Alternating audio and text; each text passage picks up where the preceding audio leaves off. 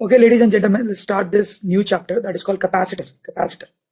ये एक बिल्कुल ही अलग टाइप का चैप्टर आपको लग सकता है, इसलिए आप थोड़ा ध्यान से देखें।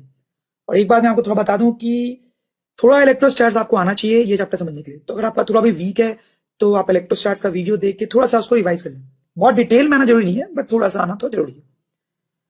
अब ये जो चैप्टर है एक्चुअली में इसका बहुत प्रैक्टिकल एप्लीकेशन होता है और ये एक्चुअली में बहुत वास्ट चैप्टर भी है, बट हमें तो इस लेवल पे इसको ब्रीफली पढ़ना है। तो that is what we will see. तो सबसे पहले हम देखेंगे ये कैपेसिटर जो चीज होती है ये क्या है और इसका क्या यूज है एक्चुअली।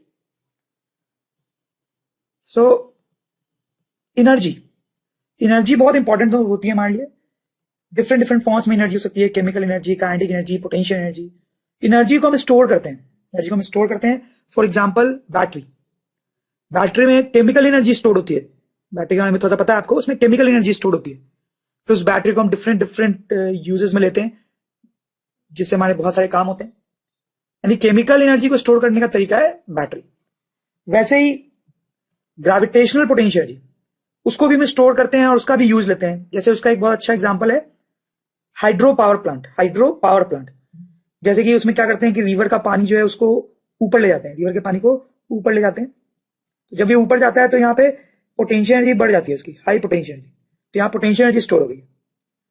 जब ये पानी नीचे गिरता है तो ये टरबाइन को घुमाता है तो इलेक्ट्रिसिटी प्रोड्यूस होती है। शायद आपको ऐसा थोड़ा पता हो, इलेक्ट्रिसिटी प्रोड्यूस होती है। तो अब देखिए यहाँ पे हमने पानी को जब ऊपर ले गए हम, तो हमने उसमें यहाँ पे पोटेंशियल एनर्जी स्टोर की, ग्रेविटेशनल पोटेंशियल एनर्जी। इस तरह से हम ग्रेविटेशनल पोटेंशियल एनर्जी को स्टोर करके उसका यूज लेते हैं। जैसे इलास्टिक पोटेंशियल एनर्जी, जैसे ये स्प्रिंग है तो उसको अगर आप कंप्रेस कर दो तो इसमें इलास्टिक पोटेंशियल एनर्जी स्टोर हो गई, हाफ के X square, elastic potential energy बोलते हैं। सो बेसिकली हम बोल सकते हैं कि spring is a device to store elastic potential energy. It's a device to store elastic potential energy. तो हमने तीन तरह की पोटेंशियल एनर्जी पढ़ी है अगर आपको याद हो, gravitational potential energy, elastic potential energy और एक और, that is electrostatic potential energy. Gravitational potential energy कैसे स्टोर करते हैं हमने देखा, इलास्टिक पोटेंशियल एनर्जी कैसे स्टोर करते हैं हमने ये देखा। इलेक्ट्रोस्टैटिक पोटेंशियल एनर्जी होती है उसको स्टोर करने के लिए जो डिवाइस यूज होता है that is called capacitor. Capacitor is used to store electrostatic potential energy. अब कैसे ये सब होता है दैट विल सी। ओके, हम देखेंगे कैपेसिटर दिखता कैसे है। सलमान खान जैसा दिखता है, कैटरीना कैफ जैसा या ऐश्वर्या जैसा, कैसा दिखता है? तो एक्चुअली क्या होता है कि दो कंडक्टर्स होते हैं, दो कंडक्टर्स, और उनका कुछ भी शेप हो सकता है, any shape, this is important, any shape. एक पे प्लस क्यू चार्ज, दूसरे पे माइनस क्यू चार्ज। अब इनकी कुछ इलेक्ट्रिक फील्ड लाइंस होती हैं, इलेक्ट्रोस्टैट्स। कैसी इलेक्ट्रिक फील्ड लाइंस होंगी इनकी, सोचो जनाब। कुछ इस तरह की फील्ड लाइंस होती हैं। आप देखें पॉजिटिव से स्टार्ट हो रहा है जैसा कि होता है और नेगेटिव पे एंड कर रहा है। ये जो अब सिस्टम बन गया मेरे पास, this system of two conductors with charge on them and some electric field lines obviously, ये जो सिस्टम है दो कंडक्टर सिस्टम, उसी को हम कैपेसिटर बोलते हैं, दैट इज कॉल्ड कैपेसिटर। ये जो डिवाइस हो गया उससे रिलेटेड हम एक टर्म डिफाइन करते हैं that is called capacitance. Capacitor एक डिवाइस है, उससे रिलेटेड एक टर्म कैपेसिटेंस। इसको सिंबल सी से डिनोट किया जाता है जनरली, और इसका फॉर्मूला होता है Q upon delta we. Q तो आप समझ ही रहोगे, ये इस कंडक्टर का चार्ज है, किसी भी एक कंडक्टर का charge. What is this delta V? This delta V is actually potential difference between conductors. इन दो कंडक्टर के बीच का पोटेंशियल डिफरेंस। क्या लगता है आपको इनके बीच पोटेंशियल डिफरेंस होना चाहिए क्या? सोचे जरा, पोटेंशियल का फिजिकल मीनिंग बताया था मैंने आपको, फिजिकल मीनिंग उससे सोचें। आज सपोज करें कि +1 कूलम का चार्ज है हमारे पास, यहाँ पे +1 कूलम। इसको अगर हम खींच के इधर की तरफ लेके आ रहे हो, इधर, तो क्या वर्क करना पड़ेगा? वर्क करना पड़ेगा। क्यों? क्योंकि इलेक्ट्रिक फील्ड जो है वो तो इसको इधर खींच रही है, इलेक्ट्रिक फील्ड इसको इधर खींच रही है, इधर की तरफ। इसको इधर लाने के लिए हमें इधर फोर्स लगाना पड़ेगा, तो हमें वर्क करना पड़ेगा, तो पोटेंशियल डिफरेंस होगा। तो वही जो पोटेंशियल डिफरेंस है वो यहां आता है। तो capacitance is equal to Q upon delta V. जैसे कई बार क्या करते हैं कि इसमें मॉड भी लगा देते हैं, हालांकि इसका कुछ खास इंपॉर्टेंस नहीं है। मॉड इसलिए लगाते हैं क्योंकि कैपेसिटेंस हमेशा पॉजिटिव होता है, कैपेसिटेंस हमेशा पॉजिटिव होता है। तो मान लो जो क्यू है वो किसी ने इस प्लेट का लिख दिया, इस कंडक्टर का लिख दिया, आई मीन, तो फिर वो निगेटिव हो जाएगा कैपेसिटेंस, इसलिए हम यहाँ पे मॉड लगा सकते हैं ताकि हमेशा हमारे पास पॉजिटिव रिजल्ट ही आए। ये छोटा सा क्वेश्चन देखें, इसमें दो कंडक्टर हैं, 2 कूलम इस पे चार्ज है, इसे -2, बीच में फील्ड लाइंस, इनके बीच का पोटेंशियल डिफरेंस, इनके बीच का पोटेंशियल डिफरेंस दिया हुआ है 100। हमें सी की वैल्यू निकालनी है, बड़ा सिंपल है, आप समझ रहे होंगे। तो C will be equals to Q upon delta V, ये यूज कर लेंगे। तो that will be 2 divide by 100, so that will be 0.02, तो that will be our answer. देखिए ये जो टर्म है कैपेसिटेंस, उसकी यूनिट की बात करें थोड़ा, यूनिट ऑफ कैपेसिटेंस, तो उसका यूनिट क्या होना चाहिए, क्योंकि वो Q अपॉन डेल्टा वी है ये फॉर्मूला, तो इससे ये समझ में आता है कि इसकी जो यूनिट है दैट शुड बी कूलम, जो कि Q की यूनिट है, डिवाइड बाय वोल्ट, जो कि पोटेंशियल यूनिट है। ये यूनिट होनी चाहिए कैपेसिटेंस, ये यही यूनिट है कैपेसिटेंस की, दिस नो डाउट। बट इसको एक और नाम दे दिया गया, that is called farad, which is represented by symbol F। तो एक्चुअली ये नाम कहां से आया, फैरेडे। फैरेडे जो था एक बहुत ही बड़ा साइंटिस्ट था, वेरी बिग साइंटिस्ट। सो उसको श्रद्धांजलि अर्पित करने के लिए, कैपेसिटेंस की यूनिट फैरेड रख दी गई। जैसे कि इस एग्जांपल में जब हमने सी निकाला था 0.02, तो इसको हम टेक्निकली लिखेंगे 0.02 farad, that will be the answer. अब देखें सिंबल ऑफ कैपेसिटर, ये जो कैपेसिटर है उसके लिए सिंबल यूज करते हैं कुछ इस तरीके से, ऐसे दो लाइंस बना देते हैं। तो अगर ऐसा स्ट्रक्चर बना हुआ है तो इसका मतलब है कि एक कंडक्टर को रिप्रेजेंट करना चाह रहा है। एक दूसरे तरीके का सिंबल यूज करते हैं कई बार कुछ इस तरीके से। इसमें आप देखें ये जो लाइन है वो कर्व्ड है, लेकिन ये स्ट्रेट ही है, इसमें दोनों स्ट्रेट थे। ये सिंबल भी यूज कर सकते हैं और ये भी यूज कर सकते हैं, लेकिन जब ये सिंबल यूज करते हैं तो इसका मतलब होता है ये जो कर्व्ड वाली लाइन है वो निगेटिव कंडक्टर को रिप्रेजेंट कर रही है, और ये वाली जो लाइन है वो पॉजिटिव कंडक्टर को रिप्रेजेंट कर रही है। जब ये सिंबल आप यूज कर रहे हैं तो कोई भी लाइन किसी भी कंडक्टर को रिप्रेजेंट कर सकता है, पॉजिटिव को भी या नेगेटिव को। जब ये यूज कर रहे हैं तो कर्व्ड वाला जो कर्व्ड लाइन वो निगेटिव को और स्ट्रेट वाला पॉजिटिव को रिप्रेजेंट करता है। एक और बात है यहाँ पे, ये जो कैपेसिटर के दो कंडक्टर्स हैं उनको बोलते हैं प्लेट्स, उनको प्लेट्स बोलते हैं। तो नाम से कंफ्यूज नहीं होना आपको, प्लेट से ऐसा लग सकता है कि ये प्लेट के शेप का है या डिस्क के शेप का है, ऐसा नहीं है, शेप कुछ भी हो सकता है, बट फिर भी इसका नाम बस प्लेट रख दिया गया। इसको हम बोलेंगे नेगेटिव प्लेट और इसको बोलेंगे हम पॉजिटिव प्लेट। अब आप देखें मैंने आपको बताया कि यहाँ दो कंडक्टर्स होते हैं और उनका कुछ भी शेप हो सकता है, इंपॉर्टेंट पॉइंट, कुछ भी शेप हो सकता है। लेकिन अब हम कुछ ऐसी सिचुएशंस देखेंगे जिनमें इन कंडक्टर्स का शेप जो होगा वेल डिफाइंड होगा, बहुत अच्छा शेप होगा। वैसा हम क्यों कर रहे हैं, क्योंकि अगर इनका बहुत अच्छा शेप होगा तो पढ़ना आसान हो जाएगा, और अगर इनका कुछ भी आर्बिट्ररी उल्टा सीधा शेप होगा तो स्टडी करना बहुत डिफिकल्ट हो जाता है। तो ऑब्वियसली हम चैप्टर को स्टार्ट ही कर रहे हैं तो हम इजी चीज स्टार्ट करेंगे। So let's see parallel plate capacitor, parallel plate capacitor ये क्या है, इसमें भी दो कंडक्टर हैं, आप देखें दीज टू आर कंडक्टर्स, और जैसा मैंने आपको वादा किया था, प्रॉमिस किया था, इनका बहुत अच्छा शेप है। नाम ही है पैरेलल प्लेट कैपेसिटर, नाम ही है पैरेलल प्लेट कैपेसिटर, मतलब दो प्लेट्स हैं and they are placed parallelly, इसलिए इसको बोलते हैं पैरेलल प्लेट कैपेसिटर। सपोज करें इस पे कुछ प्लस क्यू चार्ज है और इस पे कुछ माइनस क्यू चार्ज है, तो ये हमारा पैरेलल प्लेट कैपेसिटर है। तो यहाँ पे इलेक्ट्रिक फील्ड भी होगी, किस तरह की इलेक्ट्रिक फील्ड होगी, कैसी इलेक्ट्रिक फील्ड लाइंस बनेगी, क्या लगता है आपको, इलेक्ट्रोस्टैटिक्स में पढ़ चुके हैं आप, बताएं जरा।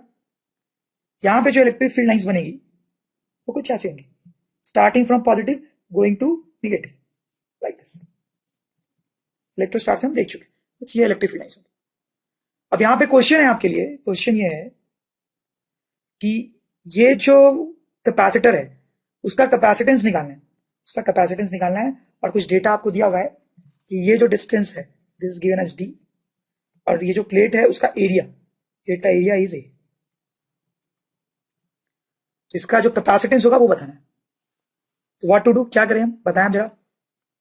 देखिए मैंने आपको बताया है कि capacitance is equal to mod of Q upon delta V. अब देखिए क्यू जो है वो तो ऑलरेडी हम लिख ही चुके हैं, उसमें कोई खास बात नहीं है, वो इस प्लेट का चार्ज है क्यू। ये जो डेल्टा वी है वो क्या है, वो पोटेंशियल डिफरेंस है यहाँ पे दोनों प्लेट के बीच। ये हमें निकालना पड़ेगा, ये निकालना पड़ेगा। कैसे निकालेंगे आप देखें, कई सारे तरीके हैं इसको निकालने के, you can do lot of things, but let's do this. इसको हम कुछ ऐसे ले सकते हैं, क्यू तो है ही, और इसको हम ले सकते हैं minus integral E vector dot D R vector. आपको अगर याद हो तो पोटेंशियल का ये फॉर्मूला हमने देखा था इलेक्ट्रोस्टैट्स में, तो ये यूज कर सकते हैं। इसको यूज करने में भी प्रॉब्लम है। क्या प्रॉब्लम है, ये जो ई है, ई क्या है, इन दोनों प्लेट के बीच की इलेक्ट्रिक फील्ड है, वो हमें पता करनी पड़ेगी, तभी तो ये इंटीग्रेशन वाला काम कर पाएंगे हम। तो ये ई निकालेंगे हम, ई देखिए कैसे निकालेंगे हम। देखिए यहां पे जो इलेक्ट्रिक फील्ड है वो इस प्लेट के कारण होगी प्लस इस प्लेट के कारण होगी। इस प्लेट के कारण डायरेक्शन किधर होगी, अगर यहाँ पे 1 कूलम चार्ज होता तो रिपेल होता, तो इधर।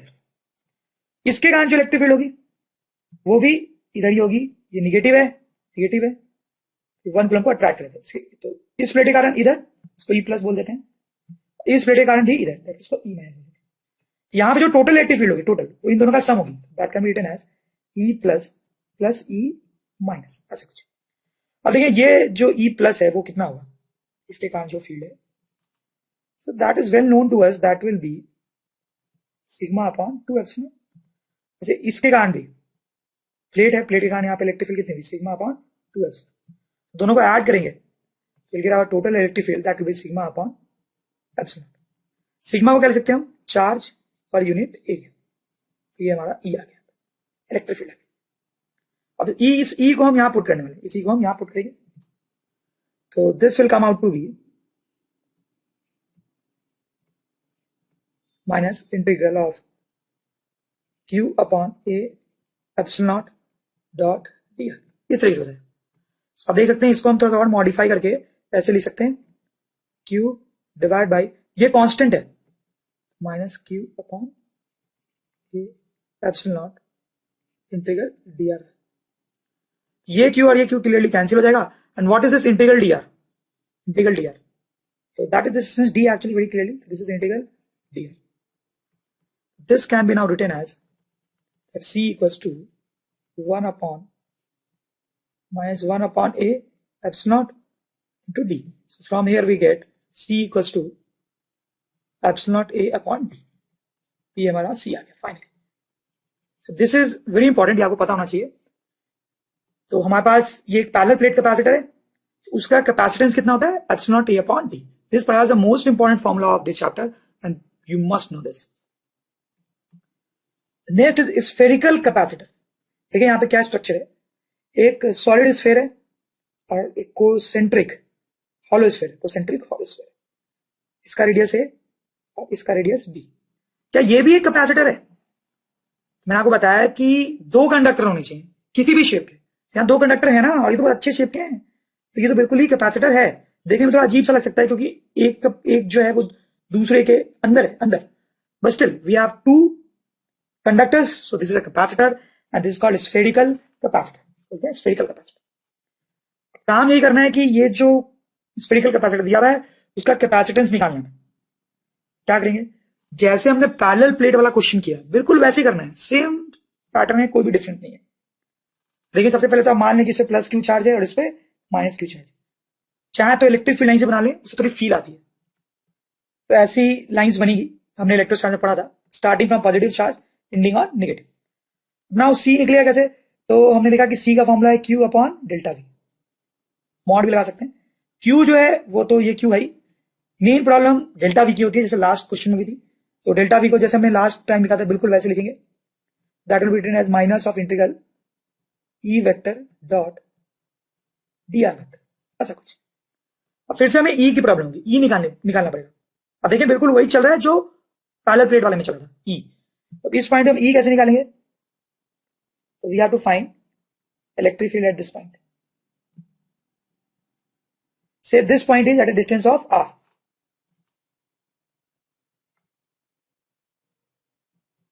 यहां पे जो इलेक्ट्रिक फील्ड होगी इसके कारण प्लस इसके कारण, तो that will be electric field due to inner sphere plus due to outer sphere. Inner वाले कारण आप समझ ही होंगे कितना होगा, हम बहुत कर चुके हैं ये सब, दैट विल बी के क्यू अपॉन आर स्क्वायर, और आउटर वाले कारण 0। तो ये हमारा इलेक्ट्रिक फील्ड है। अब इसको हम यहां पुट करेंगे तो विल गेट कुछ ऐसा, ई की जगह पे हमने पुट कर दिया। नाउ के और क्यू कांस्टेंट है, उनको हमने बाहर निकाल लिया। अब यहाँ पे आर की लिमिट क्या होगी, तो लिमिट जो है आप समझ रहे होंगे। अब देखिए R is varying from A से बी तक, that will be from A to B. इसको आप थोड़ा सॉल्व करेंगे तो you will get finally that C is equal to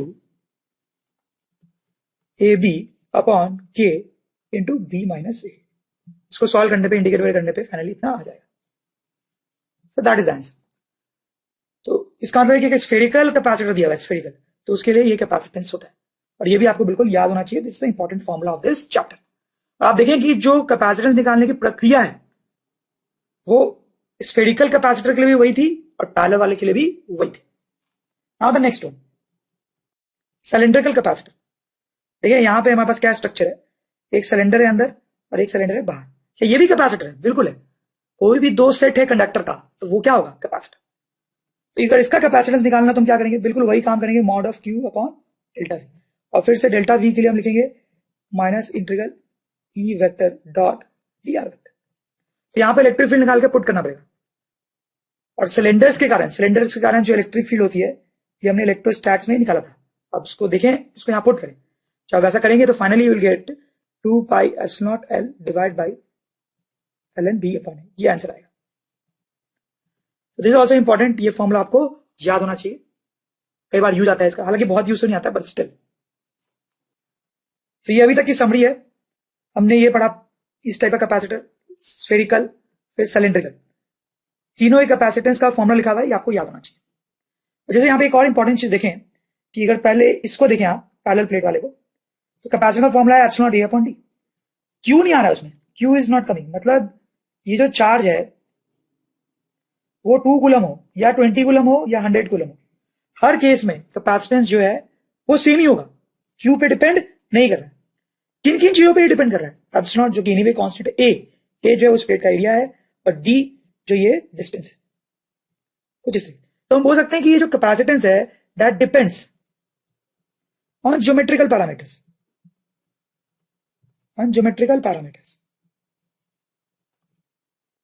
अब देखिए इस केस में यही हो रहा है, ये जो क्यू है वो तो आएंगे ना फॉर्मूले में, मतलब ये क्यू कितना भी हो, 2 कूलम हो या 2000 कूलम हो, कैपेसिटेंस उतना ही रहना है। किस पे डिपेंड कर रहा है वो, ए और बी पे। A is this radius and B is this radius. फिर से कैपेसिटेंस जो है वो ज्योमेट्री पे डिपेंड कर रहा है, ए और बी दोनों ज्योमेट्री के पैरामीटर्स हैं, radius see depends on geometrical parameters. वैसा ही आप इसमें भी सोच सकते हैं। ये क्वेश्चन देखें, इसमें एक कंडक्टिंग स्फीयर है, उसका रेडियस दिया हुआ है, इसका कैपेसिटेंस निकालना है, ऐसा कुछ कैसे निकालें, कुछ प्रॉब्लम है यहाँ पे, clearly there is a problem. क्या प्रॉब्लम है, हमने ये पढ़ा है कि दो कंडक्टर होते हैं तो उनके लिए हम कैपेसिटेंस की बात करते हैं, लेकिन यहां पे तो सिर्फ एक ही कंडक्टर है, तो एक ही कंडक्टर है तो कैपेसिटेंस की बात कैसे होगी। यही इंपॉर्टेंट कॉन्सेप्ट है इस क्वेश्चन में, which we need to learn, कि एक ही कंडक्टर है तो हम कैपेसिटर की बात कैसे कर रहे हैं। देखें जरा, तो ये सिचुएशन देखें आप, यहाँ पे मेरे पास एक प्रॉपर स्फेरिकल कैपेसिटर है, अंदर वाले पे पॉजिटिव चार्ज, बाहर वाले पे नेगेटिव चार्ज, और इलेक्ट्रिक फील्ड लाइंस कुछ इस तरीके से। और सपोज करिए बाहर वाला जो स्फीयर है उसकी रेडियस मैंने बढ़ा दी, तो कुछ ऐसी सिचुएशन हो जाएगी, कुछ खास तो चेंज हुआ नहीं है इसमें जो मैं आपको डिस्क्राइब करूं। अब एक और सिचुएशन आप देखें जिसमें मेरे पास सिर्फ ये स्फीयर है, सिर्फ ये स्फीयर है, और इस स्फीयर पे पॉजिटिव चार्ज है, पॉजिटिव चार्ज। अब इसकी फील्ड लाइंस कुछ ऐसे होंगी। अब हम तीनों केसेस को कंपेयर करेंगे, तो तीनों केस में जो इलेक्ट्रिक फील्ड लाइंस है वो रेडियल है, सेम ही टाइप है। देखो इसमें भी रेडियली निकल रही है, इसमें भी अंदर वाले स्फीयर से रेडियली निकल रही है, इसमें भी अंदर वाले स्फीयर से रेडियली निकल रही है, लेकिन कुछ डिफरेंस भी है। जैसे इसमें आप देखें, इसमें क्या हो रहा है कि ये जो बाहर वाला स्फीयर है उसकी रेडियस बी है जो कि छोटी है, और इसमें जो बाहर वाला स्फीयर है उसका रेडियस बी है जो कि बड़ा है। तो उसके कारण क्या हो रहा है कि इसमें जो फील्ड लाइंस निकलती हैं वो स्फीयर पे पहुंच के टर्मिनेट हो जाती हैं, तो बहुत थोड़ी दूरी आगे जाती है, थोड़ी दूर आगे जाती है, ये स्फीयर मिल जाता है और टर्मिनेट हो जाती है। इस केस में क्या हो रहा है कि जो फील्ड लाइंस है वो निकलती हैं, काफी दूर बाहर आती हैं और फिर इस स्फीयर पे टर्मिनेट होती है, इस स्फीयर पे टर्मिनेट होती है। इस केस में क्या हो रहा है इस केस में फील्ड लाइंस तो चलती जाएंगी और वो इन्फिनिटी पे टर्मिनेट होगी, इन्फिनिटी पे। इसमें जो बाहर वाला स्फीयर है वो तो है ही नहीं, बाहर वाला स्फीयर है ही नहीं। लेकिन आप थोड़ा इसको इस तरह से सोचें, ये जो स्फीयर है बाहर वाला, बाहर उसकी रेडियस मैंने बढ़ाई तो ये स्फीयर बना, और मैं इसकी रेडियस फर्दर बढ़ाऊं, फिर उसकी रेडियस फर्दर बढ़ाऊं, तो ये रेडियस मैं बढ़ाता ही जाऊं, बढ़ाता ही जाऊं, बढ़ाता ही जाऊं, तो रेडियस इन्फिनिटी तक पहुंच जाएगी और फिर ये स्फीयर दिखाई नहीं देगा। एक्चुअली यहाँ पे वही हो रहा है, यहाँ पे हम सोच सकते हैं कि एक बाहर स्फीयर है, बाहर स्फीयर है, लेकिन उसकी जो रेडियस है वो टेंडिंग टू इन्फिनिटी है। एक स्फीयर है लेकिन वो इन्फिनिटी पे, उसका रेडियस इनफाइनाइट है, तभी तो ये फील्ड ऐसे निकल रही है, निकल रही है, निकल रही है, निकल रही है। दूसरे वाले स्फीयर पे इनको एंड होना है, लेकिन दूसरा स्फीयर इन्फिनिटी पे, इसलिए इन्फिनिटी तक जा रही है। That is the logic. So उस रिस्पेक्ट पे दोनों सेम सिचुएशन है। इसमें स्फीयर का रेडियस कम है तो इलेक्ट्रिक फील्ड लाइंस यहीं टर्मिनेट होगी। इसमें जो बाहर वाला स्फीयर है उसका रेडियस इनफाइनाइट है, इसलिए फील्ड लाइंस इन्फिनिटी पे जाके टर्मिनेट होगी। तो अगर आप देखें अब, तो अगर इन दोनों केस में, इन दोनों केसेस में अगर हम कैपेसिटेंस लिख रहे हैं A into B upon K into B minus पे, अगर इन दोनों केस में हम कैपेसिटेंस ऐसे लिख रहे हैं, इस केस में आपको क्या लगता है कैसे लिखना चाहिए कैपेसिटेंस? What do think? सोचो जरा। मेरे ख्याल से it should be like C equals to A B upon K B minus A, वही formula but limit B tending to infinity. सही है, limit B tending to infinity. अब इसको आप इस तरह से लिख सकते हैं, तो ये मैथ्स बन गया है, you know what to do, this will be a divide by k 1 minus a upon b। इसको आप सॉल्व करेंगे तो clearly you will get a upon k। So that is our answer, ये हमारा आंसर। सो हमने यहाँ पे ये कॉन्सेप्ट देखा जो कि इंपॉर्टेंट कॉन्सेप्ट है कि एक ही कंडक्टर है तभी भी उसके लिए कैपेसिटेंस की बात की जा सकती है, और इस सिचुएशन में, इस पर्टिकुलर केस में जो कैपेसिटेंस है उसकी वैल्यू इतनी आ रही है, a upon k। Energy stored in capacitor, energy तो हमने चैप्टर के शुरुआत में ही पढ़ा है कि जो कैपेसिटर होता है वो एनर्जी स्टोर करता है, एनर्जी स्टोर करता है किस फॉर्म में? तो मैं पढ़ा था इलेक्ट्रोस्टैटिक पोटेंशियल एनर्जी की फॉर्म में, इलेक्ट्रोस्टैटिक पोटेंशियल एनर्जी। तो वैसे आप देखें कि यहाँ पे एक कैपेसिटर है, प्लस चार्ज इस पे, नेगेटिव चार्ज, उसकी फील्ड है। तो इस कैपेसिटर में कुछ एनर्जी स्टोर्ड है, कुछ एनर्जी स्टोर्ड है, तो हमें वही पता करना है कि कितनी एनर्जी स्टोर्ड है, कितनी एनर्जी स्टोर्ड है, कितनी एनर्जी स्टोर्ड। देखिए हम कैसे करेंगे इसको। पहले तो आप ऐसा सोचें कि ये वही कंडक्टर्स हैं लेकिन उन पे कोई चार्ज नहीं है, उन पे कोई भी चार्ज नहीं, कोई फील्ड लाइन भी नहीं होगी। अब एक आदमी क्या कर रहा है कि यहां से यहां तक चार्ज ट्रांसफर कर रहा है, यहां से यहां तक। सपोज करो उसने छोटा सा चार्ज डी क्यू ट्रांसफर किया, तो यहाँ प्लस डी क्यू चार्ज हो जाएगा और यहाँ माइनस डी क्यू चार्ज हो जाएगा। तो इसने डी क्यू चार्ज और ट्रांसफर किया, तो यहाँ 2 डी क्यू हो जाएगा और यहाँ माइनस 2 डी क्यू हो जाएगा। तो इसने डी क्यू चार्ज और ट्रांसफर किया, तो यहाँ 3 डी क्यू हो जाएगा, तो यहाँ माइनस 3 डी क्यू। तो तिनका तिनका करके आदमी इधर चार्ज ट्रांसफर कर रहा है थोड़ा थोड़ा। तो इस पे पॉजिटिव चार्ज बिल्डअप हो रहा है और इस पे नेगेटिव चार्ज बिल्डअप। तो जब ये चार्ज ट्रांसफर का प्रोसेस चल रहा है, तो ये चार्ज ट्रांसफर का प्रोसेस चल रहा है, तो उस टाइम बीच की कोई आप सिचुएशन ले, ये कोई इंटरमीडिएट सिचुएशन है जब यहाँ पे चार्ज प्लस क्यू आ गया और यहाँ माइनस क्यू, और आदमी यहाँ पे चार्ज धीरे धीरे करके ट्रांसफर कर रहा है और प्रोसेस चल ही रहा है कि बीच में हम पहुंच गए। तो बीच में जब हम पहुंच गए तो हमने देखा इस पे प्लस क्यू चार्ज हो गया और इस पे माइनस क्यू, तो इसकी इलेक्ट्रिक फील्ड लाइंस भी होंगी ऐसे। सही है। अब आप सोचें कि अब आदमी अब डी क्यू चार्ज इधर ले आया है, इधर ले आया है डी क्यू चार्ज। जब आदमी डी क्यू चार्ज को इधर ले जाएगा, डी क्यू चार्ज को, तो क्या उसको वर्क करना पड़ेगा? बिल्कुल करना पड़ेगा। तो इस डी क्यू चार्ज को इधर ले जाने में जो आदमी का वर्क डन होगा उसको मैं डी डब्ल्यू लिख रहा हूं, और वो कितना होगा? ध्यान से देखें, उसको मैं लिख सकता हूं delta we into D Q. What is this delta we? Delta we जो है वो पोटेंशियल डिफरेंस है इन दोनों कंडक्टर के बीच, पोटेंशियल डिफरेंस। इसका फिजिकल मीनिंग जरा सोचें। इसका फिजिकल मीनिंग ये है कि अगर एक कूलम चार्ज को इधर से इधर ले जाया जाए तो जो वर्क करना पड़ेगा, एक कूलम चार्ज को अगर इधर ले जाया जाए तो जो वर्क करना पड़ेगा that is delta we. Delta V is work in moving 1 coulomb charge. तुम्हें पता ही है, यानी एक कूलम चार्ज को इधर ले जाने में, एक कूलम चार्ज को इधर ले जाने में जो वर्क है वो डेल्टा वी है। तो डेल्टा क्यू को डी क्यू को इधर ले जाने में जो वर्क होगा that will B delta we into D Q. तो आदमी का जो टोटल वर्क है प्रोसेस में वो होगा integral delta we into D Q. और डेल्टा वी को हम क्या लिख सकते हैं? कैपेसिटर की इक्वेशन होती है ना कि capacitance equals to Q upon delta V. तो यहां से डेल्टा वी को लिख सकते हैं हम Q upon C, like this. और ये क्यू की लिमिट क्या होगी? क्यू पहले बिल्कुल जीरो था और फाइनली इसको क्या होना है, क्यू कैपिटल क्यू, इसको हम इंटीग्रेट करेंगे तो will get half Q square by C, half Q square by C. ये आदमी का वर्क डन आ गया हमारे। और हमें तो इसमें जो एनर्जी है वो निकालनी थी, एनर्जी वो एक्चुअली यही होगी, यही होगी। कैसे? देखें, आदमी जब वर्क कर रहा है, आदमी वर्क कर रहा है, ये लॉजिक हम कई बार देख चुके हैं इलेक्ट्रोस्टैटिक्स में भी। आदमी वर्क कर रहा है तो आदमी की जो एनर्जी है वो क्या हो गई, कम। आदमी थक गया होगा, आदमी चार्ज को चले जा रहा है, आदमी काम कर रहा है, आदमी काम कर रहा है तो आदमी की एनर्जी क्या हो गई, कम हो गई। आदमी की एनर्जी कम हो गई तो एनर्जी गई कहां, एनर्जी गई कहां, तो वो कैपेसिटर में स्टोर हो गई, कैपेसिटर में स्टोर हो गई। यानी कि energy in capacitor is equal to work done by man and that is equal to half Q square by C. ये इंपॉर्टेंट फॉर्मूला है, ये आपको याद रखना है।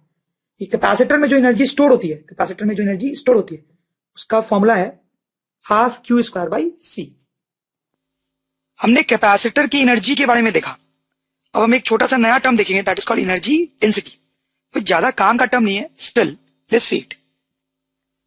तो ये एक पैरेलल प्लेट कैपेसिटर है हमारे पास, उस पे चार्ज है प्लस क्यू माइनस क्यू।